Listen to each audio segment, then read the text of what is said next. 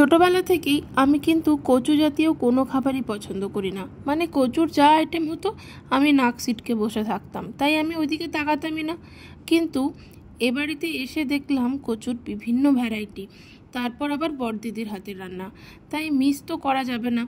আর দেখলাম এইবারের রেসিপিটা কিভাবে বানাচ্ছে বড়দিদি, পুরোটাই। এই কচুটার নাম হচ্ছে ঘটি কচু।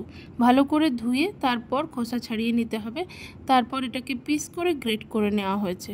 অন্যদিকে একটা মশলা দেখলেন, যেখানে শুধুমাত্র দেওয়া হয়েছিল সর্ষে আর বেশি করে কাঁচা লঙ্কা। আর এদিকে কচু যে গ্রেট করা হয়েছে সেটাতে নুন মাখিয়ে নেওয়া হচ্ছে।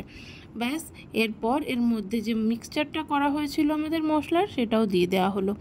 তারপরে এর মধ্যে ভালো করে মিক্সড করে, আর এই সময় একদম জল ইউজ করা যাবে না। জল ইউজ করলেই কিন্তু হাতে অনেক সময় চুলকোতে পারে, তাই একদম জল ইউজ করা যাবে না। কচুর নিজে থেকেই একটা এইরকম জল বেরোবে, তাই সেটাই ভালোভাবে মাখানো হয়ে যাবে। অন্যদিকে আমাদের নারকোল কোড়া ছিল, সেই নারকোল কোড়াটাও মিক্সড করে দিলাম।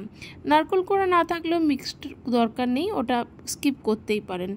তারপর কড়াইয়ে আমরা দিয়ে দিয়েছি সর্ষের তেল, বেশ অনেকটা সর্ষের তেল লাগবে। তারপর তাতে দিয়ে দেওয়া হয়েছে মিক্সচারটা। এরপর কাজ হলো একদম কম আঁচ করে এটাকে খুব ভালোভাবে ভাজতে হবে। অনেকক্ষণ ধরে কিন্তু এই টাইমটা লাগবে। আর কিছুটা আমাদেরকে লেবুও দিয়ে দিতে হয়েছে। তারপর গরম ধোয়া হাঁটা ভাতের সঙ্গে এই মাখাটা খেয়ে দেখুন, উফ, এর আর জবাব হবে না।